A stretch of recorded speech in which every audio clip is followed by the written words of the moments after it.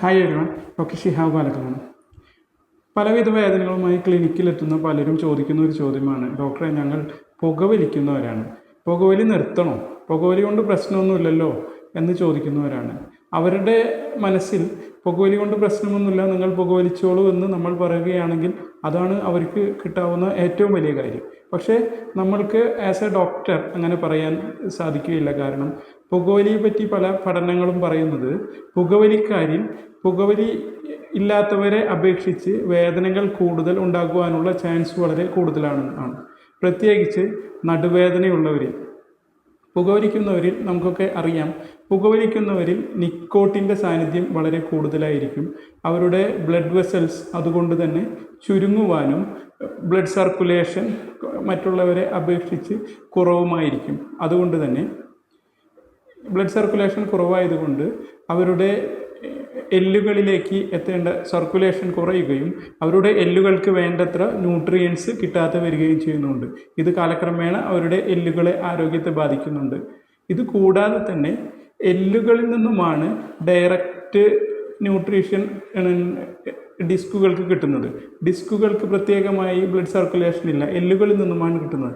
എല്ലുകളെ ബാധിക്കുന്നത് കൊണ്ട് തന്നെ ഡിസ്കുകൾക്ക് അവയ്ക്ക് വേണ്ട ന്യൂട്രിയൻസ് കിട്ടാതെ വരികയും കാലക്രമേണ ഡിസ്ക് തേയ്മാനത്തിനും ഡിസ്ക് ഡീജനറേഷൻ എന്നൊക്കെ നമ്മൾ കേട്ടിട്ടുള്ളതാണ്. ഇത്തരം സാഹചര്യങ്ങൾക്കും വഴിവെക്കുന്നുണ്ട്. മറ്റൊരു കാര്യം, ഇവരിൽ കാൽസ്യത്തിൻ്റെ അബ്സോർപ്ഷൻ കുറവായിരിക്കുമെന്നുള്ളതാണ്.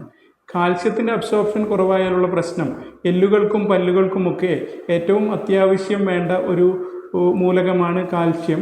ഈ കാൽസ്യത്തിൻ്റെ അളവ് കുറയുമ്പോൾ എല്ലുകളുടെ സാന്ദ്രത കുറയുവാനും, സാന്ദ്രത എന്നാൽ ബോൺ മിനറൽ ഡെൻസിറ്റി എന്ന് പറയും, ബോൺ മിനറൽ ഡെൻസിറ്റി കുറയുവാനും ഓസ്റ്റിയോപോറോസിസ് പോലെയുള്ള അസുഖങ്ങൾ ഉണ്ടാകുവാനും പെട്ടെന്ന് തന്നെ എല്ലുകൾ പൊട്ടുവാനുള്ള ഒരു ചാൻസും ഉണ്ടാകുന്നതാണ്.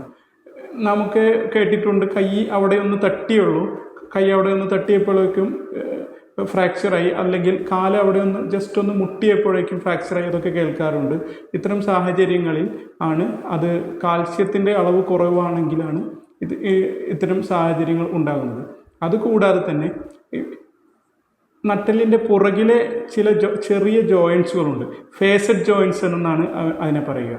ഈ ഫേസഡ് ജോയിൻറ്റുകളിലും ഇത്തരം പുകവലിക്കാരിൽ ആർത്രൈറ്റിസ് പോലെ ഉണ്ടാകാനുള്ള സാധ്യത വളരെ കൂടുതലാണ്. ഫേസഡ് ജോയിൻസിൽ ആർത്രൈറ്റിസ് വരുന്നത് കൊണ്ട് ഫേസഡ് കൊണ്ടും ബാക്ക് പെയിൻ ഉണ്ടാകാനുള്ള സാധ്യത ഉണ്ടാകുന്നുണ്ട്. അതുകൊണ്ട് തന്നെ പുകവലിക്കുന്നവർ എത്രയും പെട്ടെന്ന് പുകവലി നിർത്തുന്നതാണ് ഏറ്റവും നല്ലത്.